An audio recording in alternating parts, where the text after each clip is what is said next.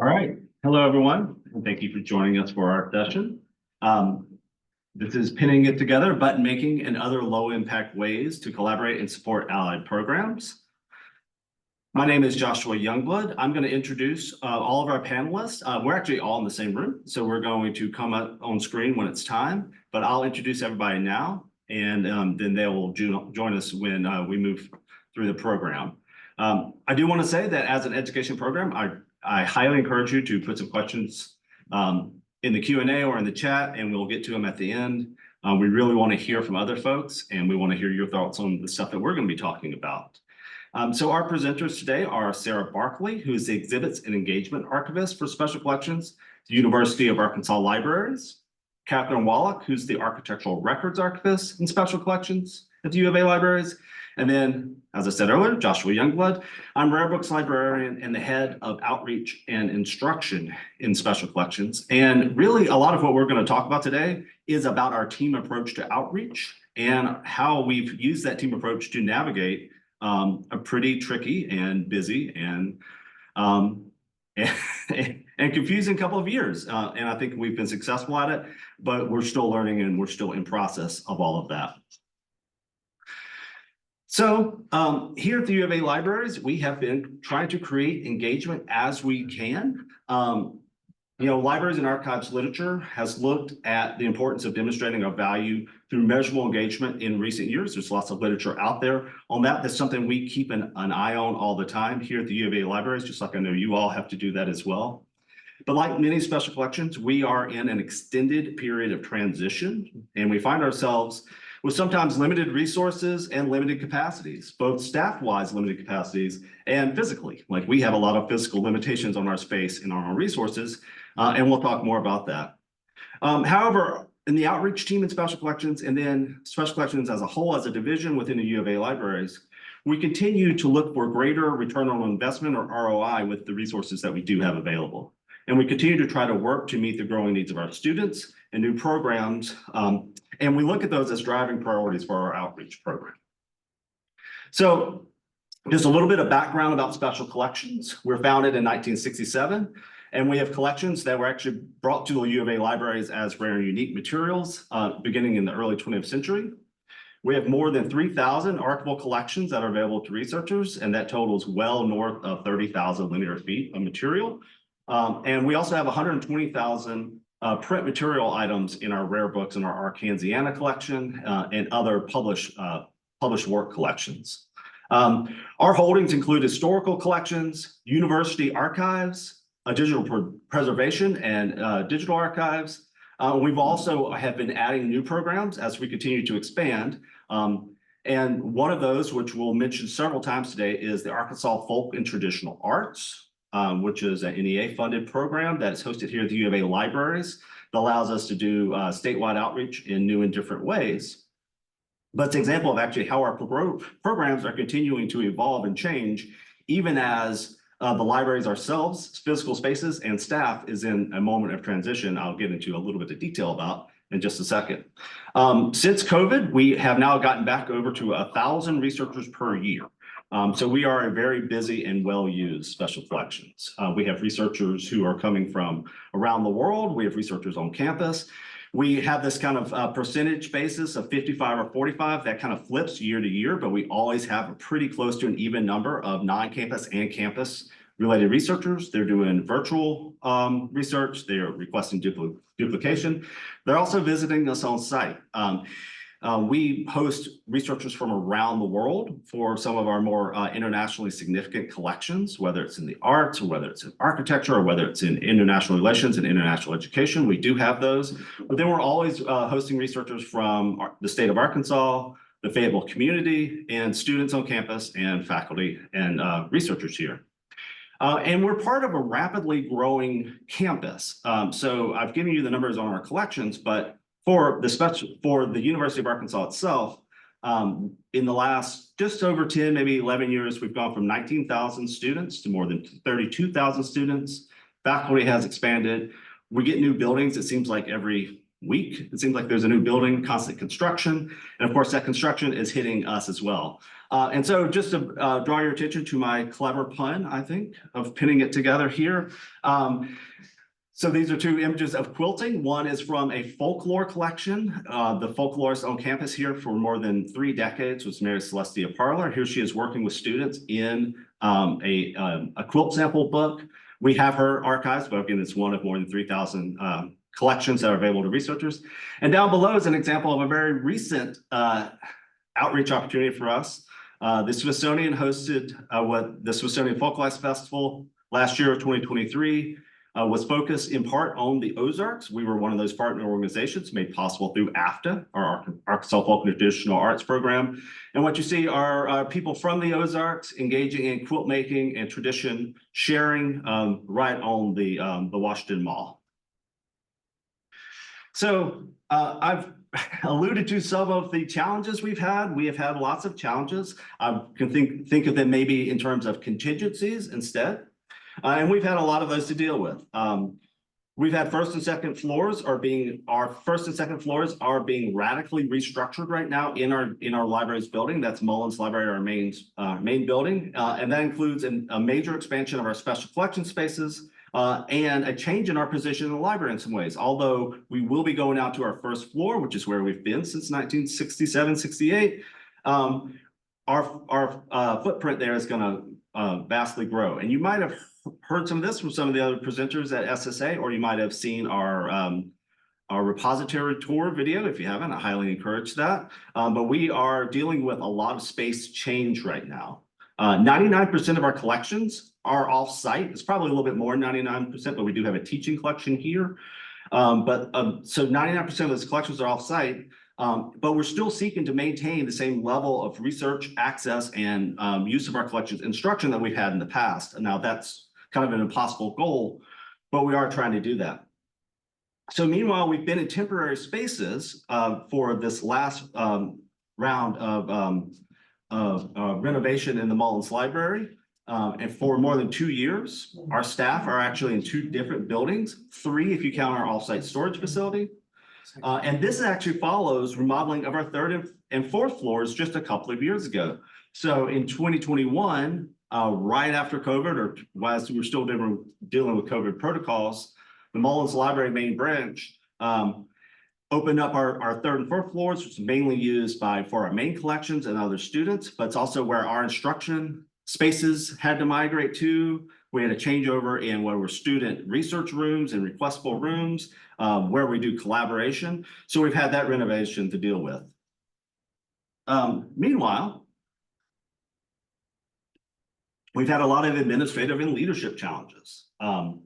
We've had 4 deans in the last 5 years, which is a lot of leadership change at the highest level for our libraries. We also hired and then had an associate dean depart. We've had interim leadership come in. We've had interim leadership depart. We're still looking at what our interim leadership right now is going to be and how we're going to transition into leadership for the associate dean level for the division that is our special collections. And we're looking, we have a very stable dean leadership right now, but we've had some changing priorities to deal with. And so between the renovations, the changes in leadership, we've had priorities change. We've had our chains of approval kind of have to adjust while having to deal with COVID shutdown protocols and kind of what we all are experiencing, which is an enduring change to academic culture, particularly on large public university cultures like us, whether it's doing virtual instruction and reference, or whether it's doing in person or trying to do hybrid. How can you get the materials on? What are the expectations? So a lot of change for us to deal with. Over the past several years, our special collections leadership has also had its change of priorities and some departures, as I said. Our leadership de-emphasized some programs that we really relied on for many years to do our outreach. Just one example would be our opening events for newly processed collections, which we haven't done one of those in years. And we also used to have several different print publications that we would send out to our donors, and that changed and went away. So we no longer have a newsletter, for instance, or we had a specialty magazine on food culture. So we've had lots of different adjustments on how we were doing our outreach, which has put our outreach team in the position of trying to evolve and keeping the need to engage our entire campus as it changes and our surrounding community, keep that goal in front of us. So I hope you've been enjoying these images of a renovated building right here. But this shows you the state of our first and second floors. It's exciting for us, believe it or not, to look at these images. So the one on the bottom there that says studs, that's our outreach team. No, that is a space that's going to be our exhibit hall. So we are going to have an exhibit gallery now. And so our outreach team is going to be working into that exhibit space and programming that. And then the top image is actually the second and first floor. And then we're going to have sunlight coming down to special collections through a new grand staircase, and we're going to have more exhibit spaces in there, and we're actually going to be much more fully integrated and much more visible to everyone who comes into our main branch library. So we had a pretty robust approach to outreach, particularly with exhibits and displays, which I term kind of traditional approaches. And I want to just go through these because we're trying to keep some of it and we're going to let some of it go, or we're trying to evolve some of it. So before the renovation, and as I refer to the pauses on some of our services, we used a combination of some well-known approaches for outreach. Like we had large exhibits, albeit in some older kind of antiquated cases. We had student-led projects. We had some pop-ups on campus, and then we would integrate and try to do some pop-ups in the community as well, and collaborative components. And then we were integrating some digital complements, whether it's links to digital collections, or whether it's a virtual tours of some of our material. So the images you're looking at here are actually an intern that we had several years ago. Her name is Hannah Bradley. She's an MFA candidate. She was studying poetry and English. She was teaching on campus. And in these images, the one on the top, that's our old reading room, which will no longer look anything like that. And we're navigating that change. But she's given a presentation based on the exhibit that she curated. And then on the bottom, that's Hannah accompanying me at the Fayetteville Public Library locally, doing a pop-up exhibit as part of a literary celebration in the community. And just some more images of our traditional ways of doing exhibiting. These are exhibit cases that those of us who have been in Mullins Library for many years and have a history with our special collections. I guess we're going to miss these. They were hard to deal with, but this is where we did all of our major exhibiting for years.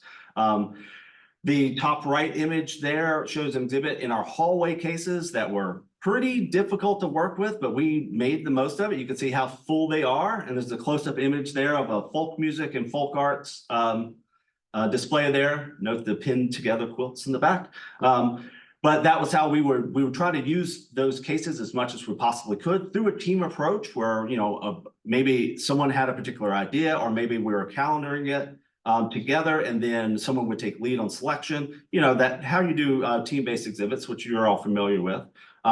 The exhibit case on the bottom there shows the cases that used to be in our reading room. This was an issue we had to deal with, which is our actual best cases were only available to people who were coming into special collections. But again, using a calendar based on topical themes or trying to align with statewide partners or maybe featuring research on campus, we would fill up those spaces pretty well, try to make the design really pop. And you'll hear from Kat Wallack in a little bit, who led a lot of that design, but trying to make the most of that space, trying to get a lot of materials in there, trying to make it visually interesting, while also trying to draw attention to the work happening with our collections, as well as the research interests of the people in our staff and faculty inside of special collections. Just a couple more examples of our older approaches. There was some cases that we brought in just to try to have a little bit more to offer our students. These are flat cases, which again are going to go away. We're not going to have these anymore in our new space.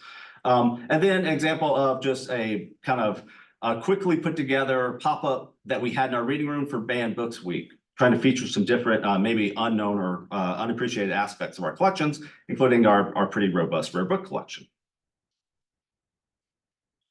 So we've attempted over the years to kind of draw more attention to our outreach program, or to implement some new programs One of those attempts was to make our exhibits program actually more visible. Was we created a database which students would work on, where we would document the projects and have some online record of them. I know this is something that a lot of special collections archivists do, and different archives and special collections libraries. It was something that we weren't really doing before that. But so we started creating an online record where you could go in, you look at a little bit of the materials used, look at the description. It was not consistently maintained even before all of our changes the last few years. And now it's several years out of date because of changes and pauses to some of our program and staff changes. On the right there is another program that we introduced a few years ago, which is our guest exhibit proposals program. And it was really seeking to get more opportunities of some really successful teaching engagements we had, where faculty on campus who were doing really interesting instruction with special collections could propose an exhibit that their students would curate or that they could curate.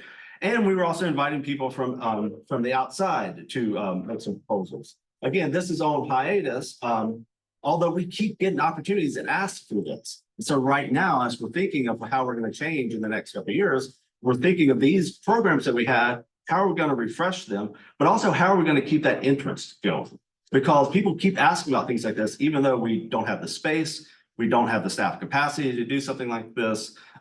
We don't have the materials and exhibit building equipment right now available to us. So we can't host these things, even though every semester we get 2 or 3 asks about, hey, can we do a guest exhibit, or can our class look into doing something like we used to do? So now I want to talk a little bit more about our team approach, at least how I think of it. And really, for all of the bullet points and words on this slide, it's really about teamwork and supporting each other and trying to keep our audience and our stakeholders engaged. And I like to think of this as kind of how we do the outreach team. One of my roles here is to chair our outreach team meetings, but really we're trying to get a lot of ideas to still be generated and being able to act on some really good ones. So we're coordinating for continued impact. We have a team approach that supports individual initiatives. So we have staff members and faculty, a combination of people all working on projects. And if someone has a really good idea, how can we embrace that idea? How can we bring it to the group for a more robust discussion?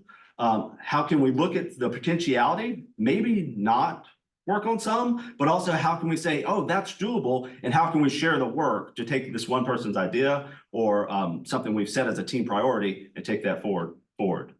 We've really been focusing on flexibility and responsiveness. And I think these two go hand in hand, but this is something we talk a lot about in our outreach team meetings and reporting.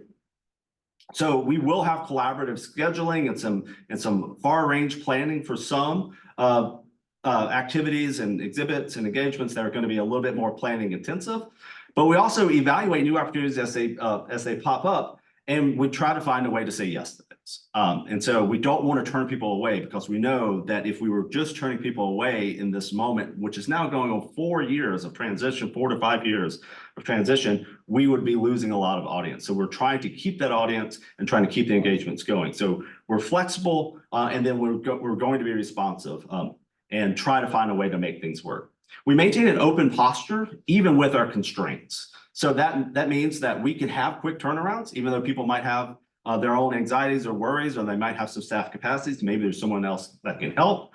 But we want to be able to take some things that might just pop up, and you'll hear more about those from Kat Wallack and Sara Barclay in just a second. But we want to be open to ideas while keeping in mind on everyone's limitations.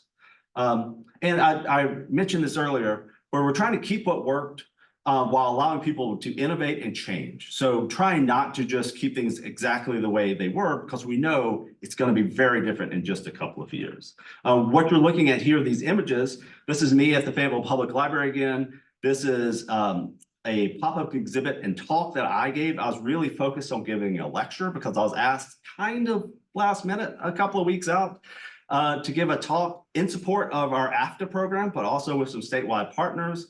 own kind of research area of mine, but they also wanted an exhibit, and we're also trying to find ways to get our materials out there in some ways that people might not have seen.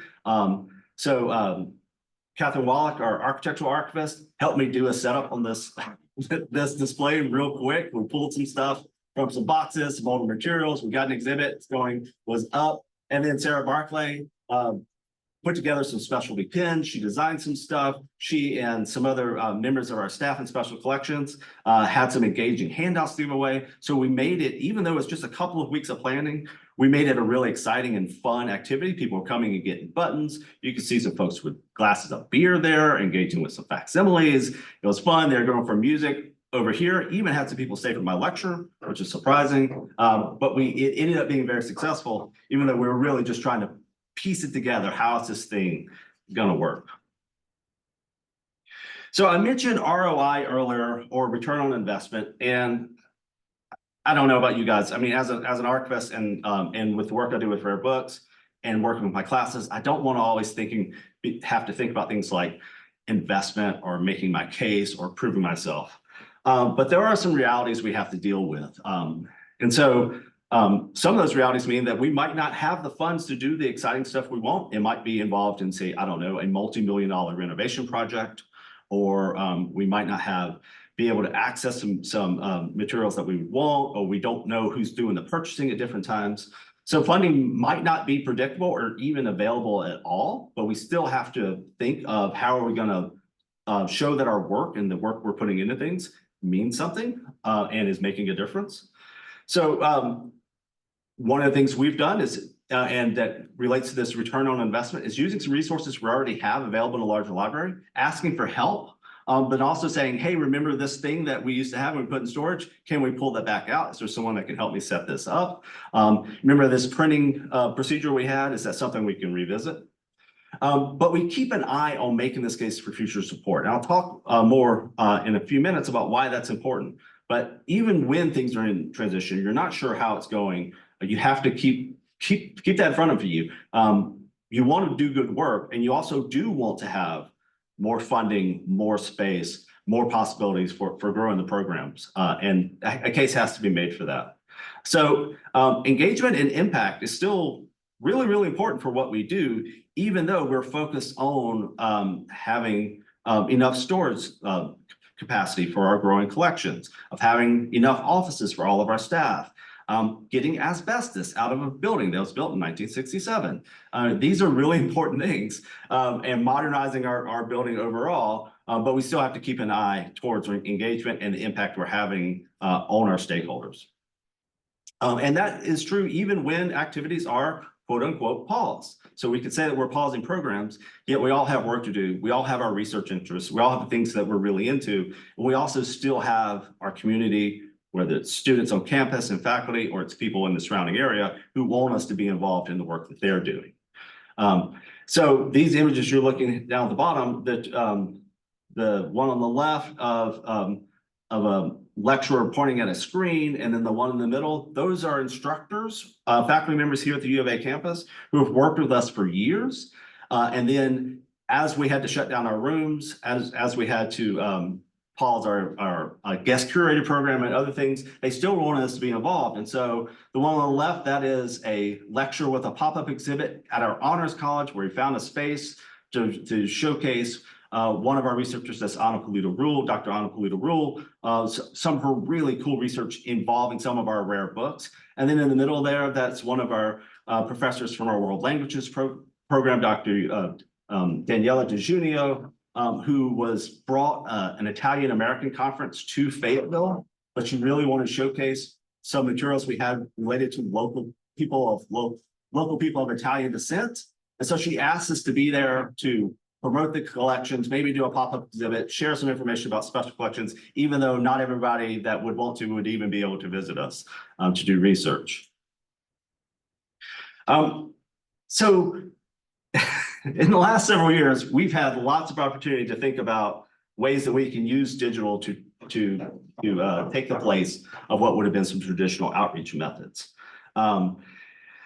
But we have to keep some things in mind about what are the limitations to digital solutions? And this is the part where I hope you all push back against me and ask some challenging questions, and we could talk about it a little bit later. But all three of us today are going to be talking about in-person things and some work that is not just digital. So some considerations. We want to engage our students, but we don't want to create more work for them. And we can't have the expectation that students are going to take the 2, 3, or 4 additional steps to go find our stuff and are going to click their digital collections when we know we want to start developing a connection with them and a personal relationship. There is something to be said for viscerality or hands-on use of materials, and students and other people that want to know, or maybe don't know they want to know more about special collections yet, being able to actually pick something up, look at us, look at a real person and talk to them. Our spaces, even in as much transition as they are right now in our special collections, we're part of a dynamic community where people have different modes of engagement, different ways of discovering things, and they want us to be out there, and we want to be seen as part of this dynamic and rapidly changing academic space that we have. And this, I know this is not universally true, but it's something that I've certainly picked up on in the last few years.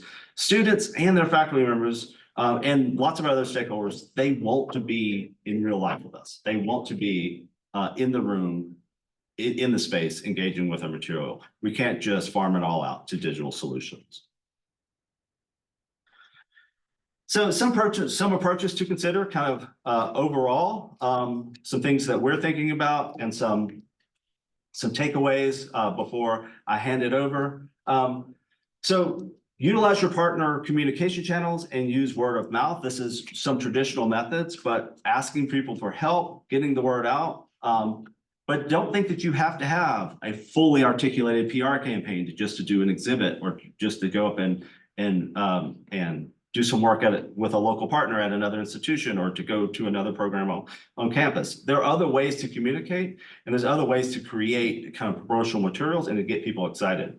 You can, of course, couple with QR codes, something we do in website and database demonstrations, but you can also have approaches that minimize the printouts or that you're making quick facsimiles of exhibit materials that if you're there explaining it and you're working with somebody in those materials all at the same time, there's some excitement that can be generated. So you can integrate it with other ways of accessing the resources of special collections in your archives. Keep stress low and focus on fun. This is something that I don't think that we as archivists and special collections librarians always do a great job of remembering. When we're planning for an event that we're going to do, or maybe we're planning for a class, it doesn't have to be high stress. You know, anxiety, you want to get it right, but you want to have a sustainable approach for materials. Use the resources you have available. We also don't want to just burn out your team, and you don't want to put the pressure on them to say it has to be perfect, or to worry about, oh, you got this wrong in the press release, or oh, this printout, or if you saw a couple of slides before, I'd use TP instead of TO in 2. There might be typos. We are still we're still going to do work, and we're still building relationships with people.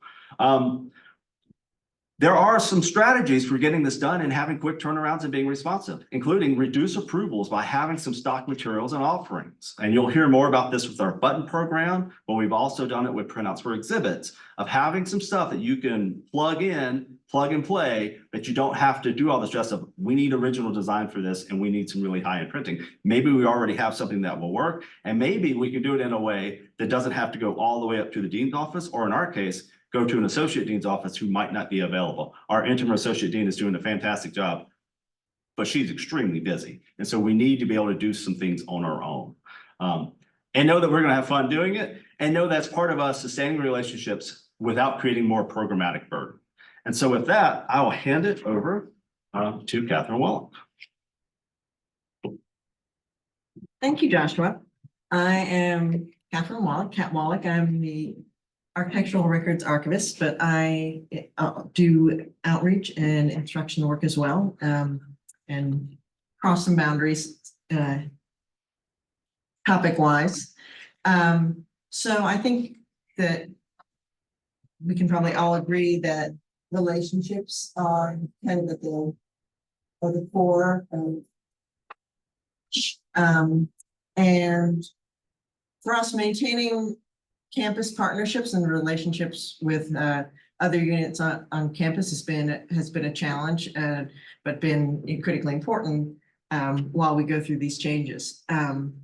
And I'm going to talk about a couple of those. The first one that you get the slide that's on the screen right now are images from pop-ups at our School of Law. And we've had a long relationship with the School of Law, providing pop-ups in their lobby space. And that relationship involved transitioned really when through a connection with the faculty member who was running the pro bono program at the law school, was looking at the case, the built-in exhibit case that's been across from that office, and wanted that upgraded and asked us to install something new in that case. And so that's something that we have done for several years. And usually that involves a fair amount of research. If there's a collaboration on topic, because we are dealing with the specific needs of the law school, and approval from their dean. And so we've done that successfully. When it came to doing the changing things out while we were in the process of moving out of the library, we needed to be a little more flexible in what we and how we approach the problems. And because even as the process was going on, the discussions, we were moving material, and so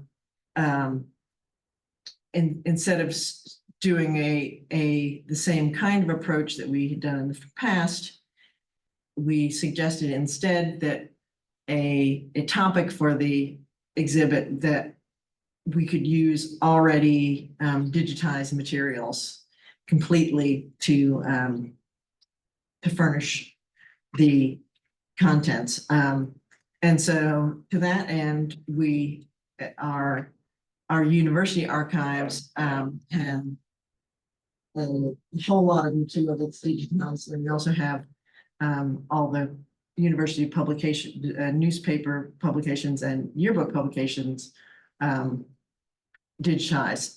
And so we use that as the basis of the exhibit that's on the screen now, which focused on the university and the law school's building and how the physical environment has changed over time.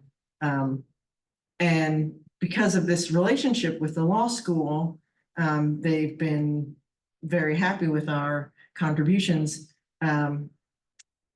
Now I am serving on a committee, a centennial committee, and there's the expectation that they'll have an exhibit just for that. So those relationships have gotten stronger. So these are just some images from some previous exhibits, and you may notice Hillary Rodham Clinton when she was teaching here, and some other important figures for Arkansans. Similarly, we've had a relationship with what is now the Multicultural Center on campus, but when these photographs were taken, it was the Center for Multicultural and Diversity Education, and I think we know how things are shifting on campuses, and so this unit has had considerable transitions, but they host regular monthly events where we would be invited to exhibit. And so like women's history and these images are all from their Asian and Pacific Islanders event last year. And we needed to use the same approach for this pop-up exhibit by depending largely on images that had been pre-scanned. You can tell that we spend more time working on exhibits than we do on photographing ourselves at pop-ups. So there's a little redundancy in those, but I think that it suggests that it is possible to use the resources at hand to create something that is engaging. If you with some creativity. And I am going to hand it over to my colleague, Sara Barclay.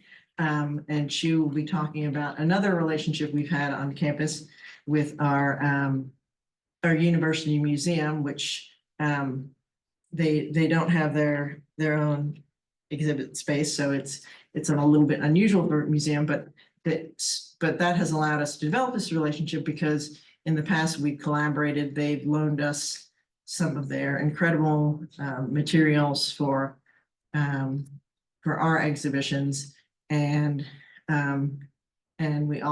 we have also shared donors and sorted out materials that were not archival appropriate and ended up in the museum.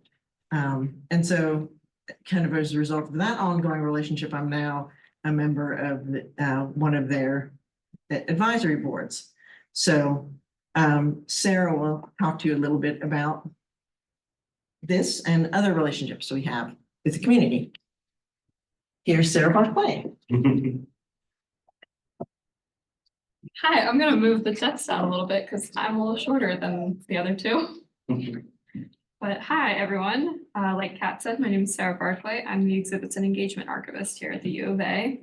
I've been in my position here at the university for just under a year now. And when I first started here, there was a button maker in my office. Button making had been used in the past for outreach events, so we had some materials and some designs already thought out, mostly images pulled from our own collections. In my first 2 weeks, our undergrad engagement librarian asked me to help out at a freshman welcome event that we were playing bingo. On a whim, I brought the button maker thinking some students might have fun with it, and it was such a hit that we had students coming back throughout the day to make more. It got me thinking of other ways to incorporate buttons into our programming. Not too long after that, Kat and I tabled at an event held by the University Museum. We brought some handouts and some other materials, and we brought the button maker. I also brought buttons that I had already made so people could just take one if they didn't want to stop to make one. We ran out of buttons and button making material before the event was even over.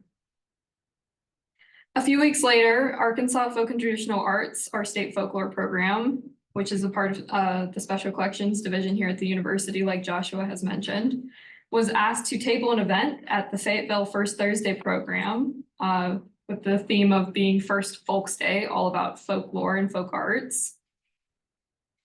And we had about 2 weeks to prepare for this event. Seeing as that it was such short notice, AFTA wasn't going to be able to do it alone and asked the outreach team at Special Collections to tag along. To make it more of an event for both of us, we had information on AFTA and their programming, but we also highlighted some of our collections, such as our very expansive folk music collection. We had a handout for that. And we also had a laptop there to demonstrate some of our digital collections and databases that we have access to. And of course, we brought buttons, and we make specialty buttons for AFTA as well. Knowing we probably wouldn't have a great flow in our booth for the button maker, I decided to just bring pre-made buttons. So I spent those 2 weeks making buttons in all of my free time. It really drew people into the table and into our booth, including one of the organizers who actually videoed me explaining the history and meaning behind each button and posted it to their Instagram story for the whole organization. And then we had people flocking to our booth trying to find the button booth. So that was a lot of fun. And we had so much engagement that day, and it was just a great time. So because our buttons have become so popular, we now keep this display in our reading room. And whether it's students on a tour or the most serious of researchers, people are just really delighted by the buttons. Some students just love them because they're weird and they have a chicken on them, or because we have so many different Razorback buttons. And researchers get really excited when a button connects to their own researcher. We actually had a researcher similarly to the organizer who wanted to know the history behind each image and actually voice recorded one of my colleagues explaining it. Now, I know it sounds silly. Believe me, whenever I try to explain it to friends and family outside of the library, it sounds ridiculous to be like, yes, I give away buttons at every outreach event, and they go like crazy. But for whatever reason, people love them. And more importantly, it opens the door for us to have conversations with people about special collections, what we are, what we do, and why it matters.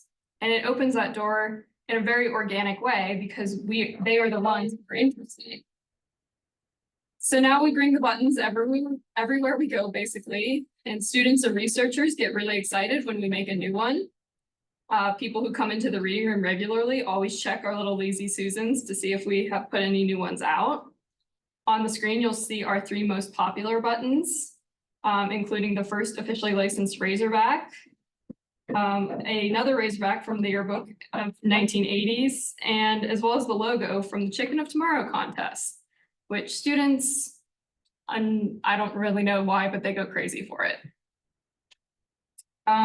If we have space at whatever event we might be at, I bring the button maker so people can make their own. Sometimes they choose some with the images we already have, but I also bring blank circles and colored pencils so people can create their own, which is really fun because sometimes they try to copy our designs or create their own Razorback or whatever, so it's a lot of fun.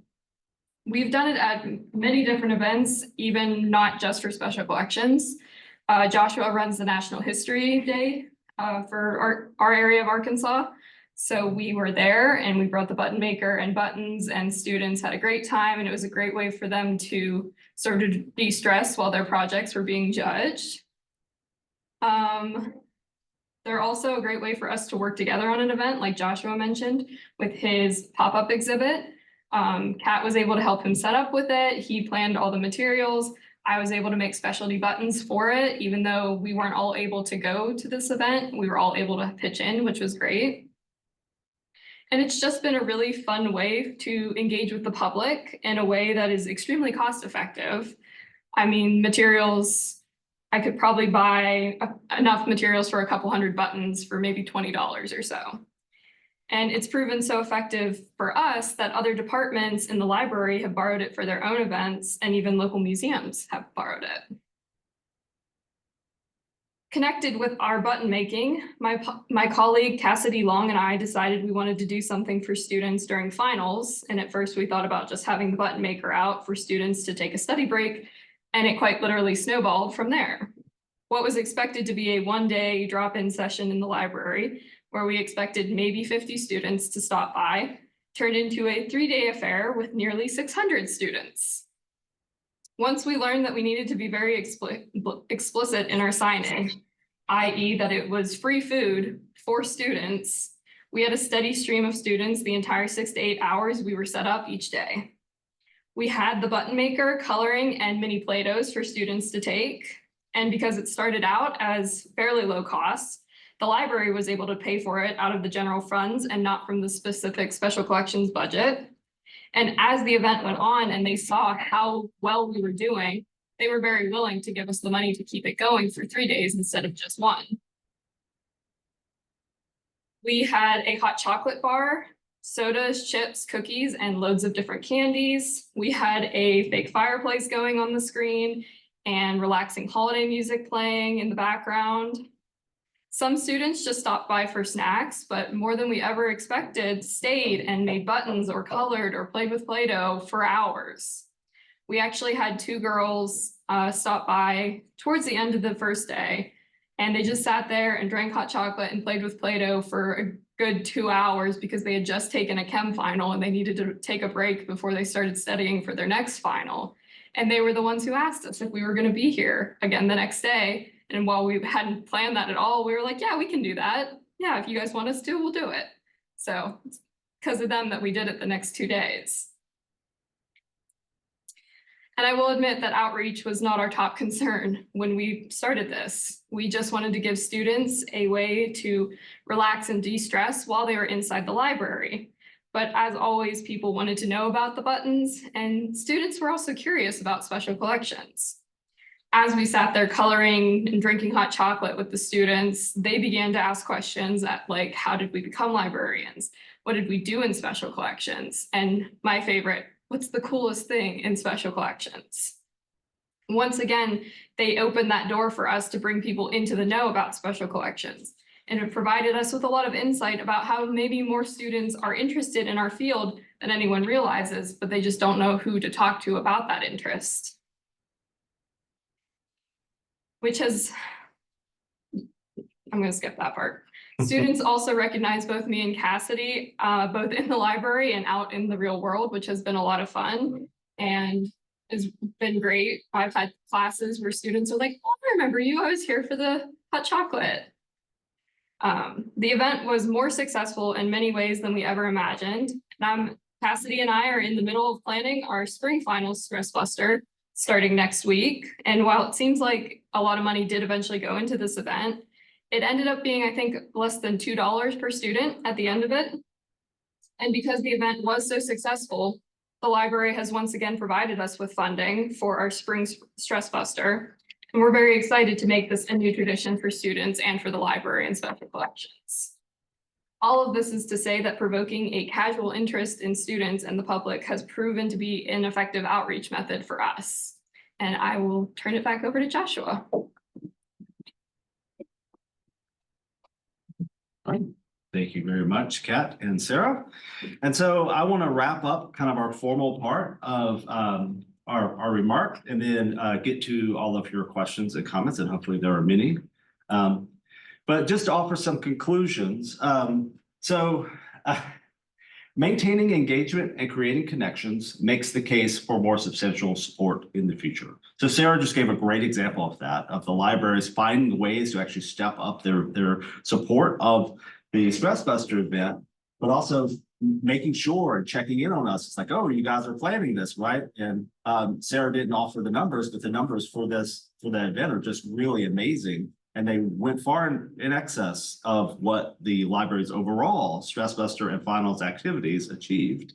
And we got folks coming in around, like other librarians, other people's like, ooh, can we help? Can we sit there and do it? So I found myself needing the Stress Buster too. So I would come in and then eat some candy and some Funyuns if there are any Funyuns left, because students really like this. But then and sit and engage. But it's already creating it's creating such buy-in from the rest of the libraries and awareness and visibility from our admin that they are anticipating us doing similar activities that are not anything like the outreach or programmatic outreach that we've done in the past, but it is just very obviously very, very effective. And when Kat was discussing her relationship with the law school, one of the things that happened there, which was demonstrated how successful it was, demonstrated we could provide something to them while also continuing exhibiting. This is something she was adding to her regular, very busy workload. Say, oh, I could also do this. This is a creative outlet for me. But the law school really appreciates this too. And so from the initial people that reached out to her, it went up the chain in their administration and the people making decisions over there to say, oh, we want to maintain this relationship with special collections, because what they're adding to our physical spaces, what they're adding to our educational and public engagement beyond what we're doing in our classes is so valuable. We really want that to continue going.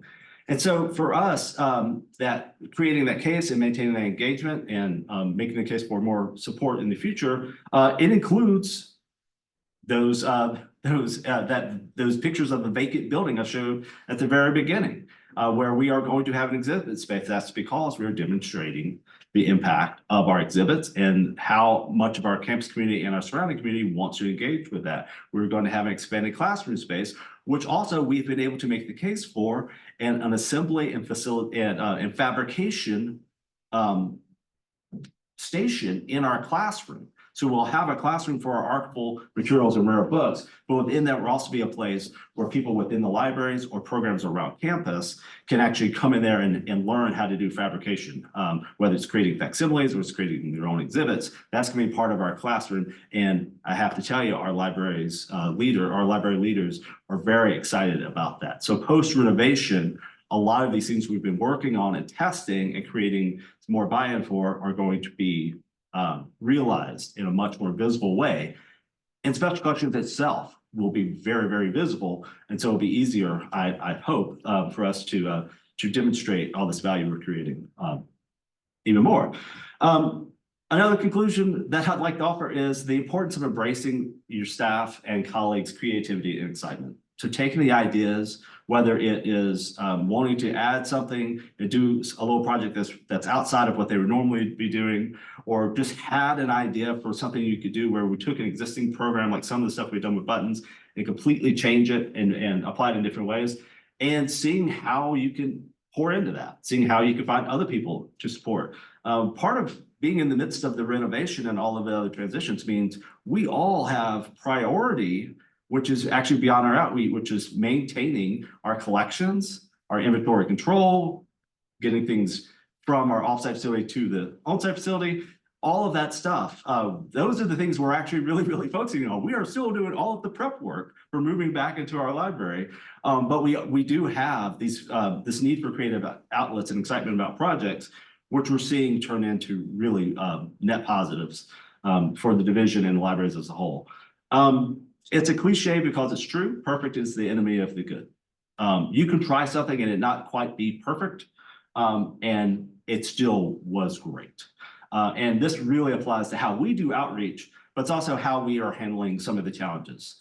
Is keep trying to make the best of it, keep trying to be creative, keep trying to create excitement about what special collections can offer, and not be too much confined by worrying about how it's going to look, the perception, or how perfectly you played it off. And lastly, a conclusion I think you heard in all of our presentations was the importance of focusing on relationships, whether it's student relationships, people that didn't even know that they could have a relationship with special collections, or it's faculty like in our law school and other places that didn't know that had this opportunity to grow their connection with the libraries, or it's people that we've worked with for a long time for classes and research and finding ways to maintain that relationship even in a time of transition.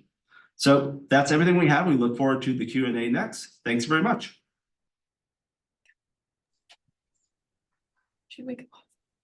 All right, thank you so much to the U of A Libraries folks. We do have one comment in the question and answer, so I'll go ahead and read that. But if you have any, please feel free to put them in the Q&A function or the chat. This person said, I appreciate Joshua mentioning the administrative and leadership turnover because that can make a big difference to operations. As he mentioned, priorities can change, as can job duties and being moved to new buildings and so on.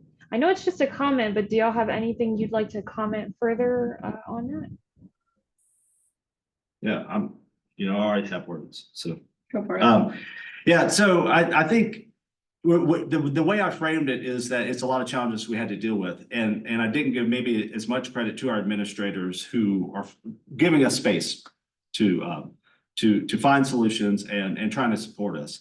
Meanwhile, our administrators are focused on this really, really huge project, which is the rebuilding of one of the largest buildings on campus, right, in Mullins Library, which is the center of campus.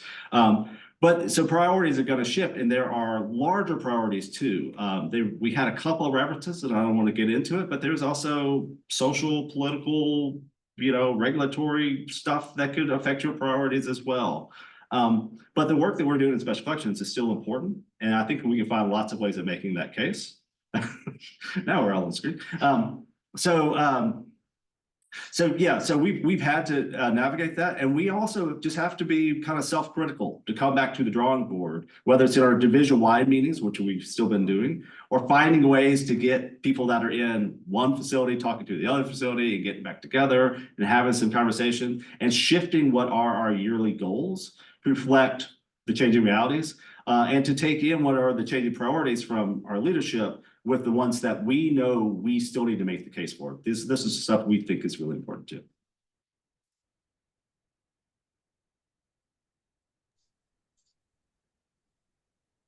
Okay, thank you for that answer. At this time, I don't see any additional questions. I guess we'll leave maybe another minute or two for folks to kind of trickle in. But again, thank you to our speakers. Such a great job. I also make buttons very often, so I know the fun and the pain of your button maker like getting stuck, and then you have to kind of figure that out. So yeah, very fun. Oh, okay, we've got another question. How many different images did you select for the buttons, and how did you decide what to put on the buttons? So some of them were already chosen by my predecessor, and so we had sort of a button folder with a bunch of these images. Most of them are, I mean, all of them are from our collections. A lot of them are pulled from yearbooks, because then we don't have to worry about copyright. And they're all digitized. And they're all digitized, which is also helpful for us pulling the images. And so right now we've stuck with those, and then as we've needed, we've made like specialty buttons, like for Joshua's pop-up, it was about folk music, I believe. So we made buttons of folk artists that we have collections on. So Mary Parler and Vance Randolph. Yep, Randolph. Yeah, so we have buttons of them. We made one of Florence Price because she is one of our most popular collections. We have researchers coming in all the time. They get so excited about that. And then, of course, like we've had some student interns and student workers who we've encouraged them to look through the collections and make their own. So one of our student interns just found a crazy looking razorback that we made into a button. He was very excited. And then on the other hand, one of our student workers decided he really wanted to do the official seal for the university, which we had to get special permission from the licensing office to use. But we did get permission, so now we have that button as well. Yeah. So And who is Florence Price? Yeah. she's the first African-American composer to gain nationwide notoriety. Woman. Yes, sorry. We're very proud of Florence Price collections. And just as an example, it's actually one of our collections that's now the most heavily requested collection. It's very unique. And as Sara mentioned, people come here from Europe, from Asia to work in that collection, and it's overtaken Senator Fulbright and other really famous collections for us. And so to see that excitement when somebody picks up a button, that never gets old, because people have dreamed about using the Florence Price archives. Just to pick up a little bit about what Sara was saying about the number of images, she referred earlier to us having the button program such as it was for a really long time. And we actually had a lot more controls on it when we first did it, because we were making 5 or so buttons or maybe 10 buttons for a specific event, and it was very controlled inside special collections. And so now what we're doing is we're opening it up, as we refer to interns and staff members, but also anyone who's doing a program, say, hey, can I have some buttons? And then the responsiveness of Sara and Cassidy and others to take ideas like Kat and I would have to say, hey, I have this idea, here's an image. For that folk life event, it was, I guess we were 4 or 5 days out, and they said, hey, did you have some images? It was like, oh, these are my 4 favorite. These are the ones I think that people would love. And we were able to turn it around. And so just letting it be flexible and see which ones work. I think that's part of it too. And I'm really excited to be able to see all the our intern buttons that are coming about. As for number, I think we have for number of images, I think we're around 14 regular that we keep out on a regular basis. And then we have other ones like National History Day and some of the more, very specific ones that we don't keep out. But yeah, I think we have all. Yeah, so then we make for AFTA, they have their own whole collection of buttons that we have for them as well. Yeah. Okay, while you were answering that question, we got a couple more in the Q&A. Next question from Susan. Is there more discussion about digital versus objects in display tables, or is that Q&A at another time?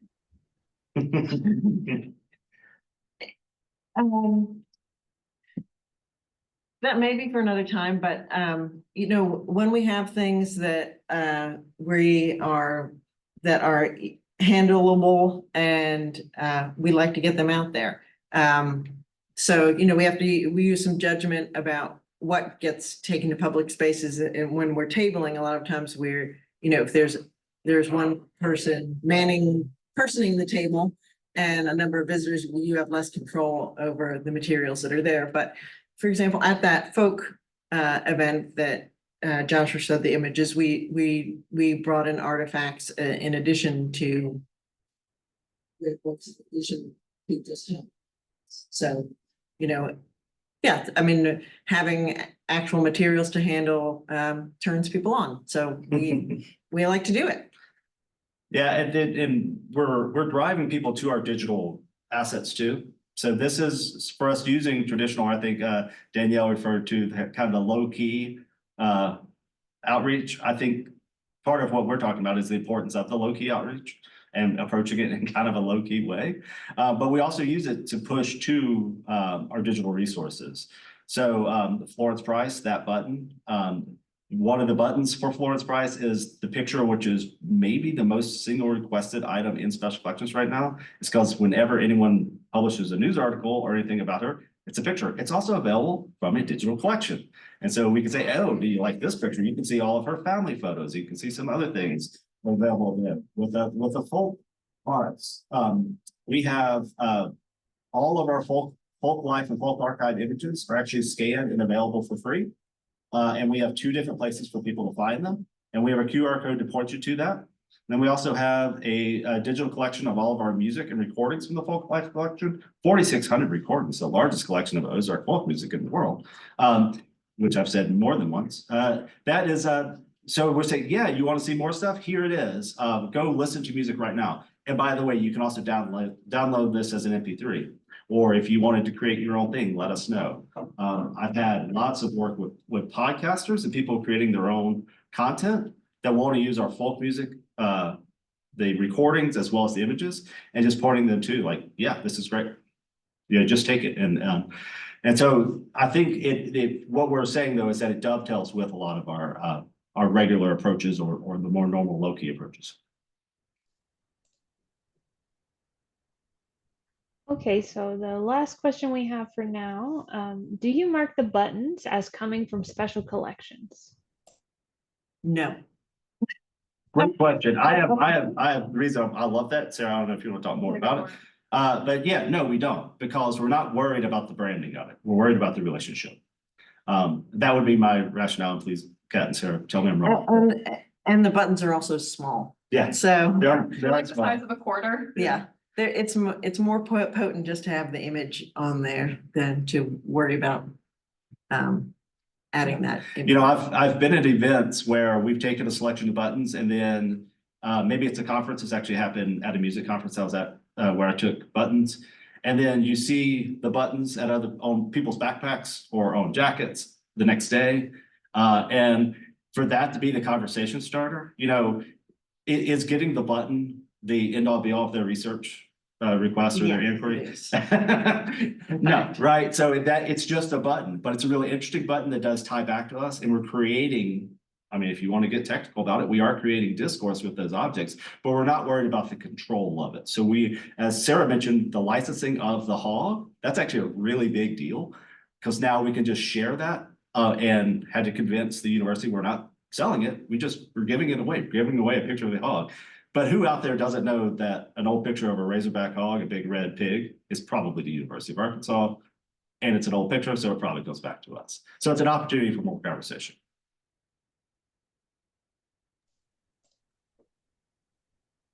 Okay, great. I got one more question that came directly to me, so I'll go ahead and read it. What is the average amount of time spent to coordinate material to share in an outreach setting? No answer. They vary. I mean, the outreach events vary so much, that there is just a huge range of possibility, like who the potential audience is and how much advance notice we have. So I mean, we can do things on the fly, but we can also invest a lot of energy in things and events that are and we will show our best selves to. So I don't think we can give you a number that encapsulates all that.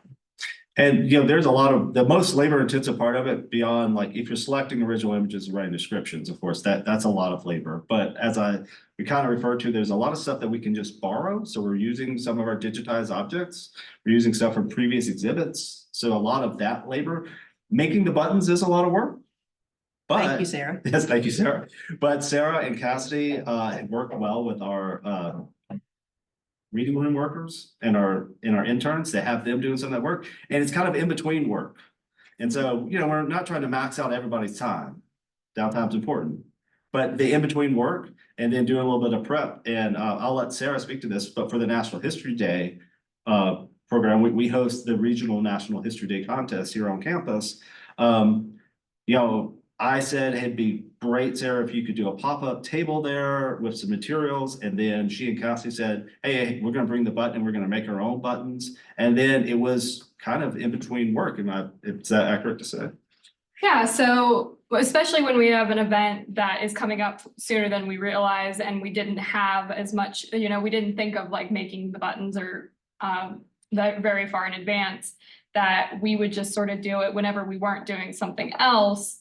But especially with our student interns and with our student workers and everything, it would just sort of be like if they didn't have other projects to work on and they were just going to be in the reading room anyways, pick up a button and just make some. So now we actually have sort of a back stock of our buttons, which is really great because then we're not scrambling to try to get things ready before we have an event. Yeah, but it's not only in certain cases. I would say I spend like a whole day making buttons. And that's usually if we have an event coming up that we had very short notice on, but otherwise we just sort of do it in our free time just to have, and yeah, because it is time consuming.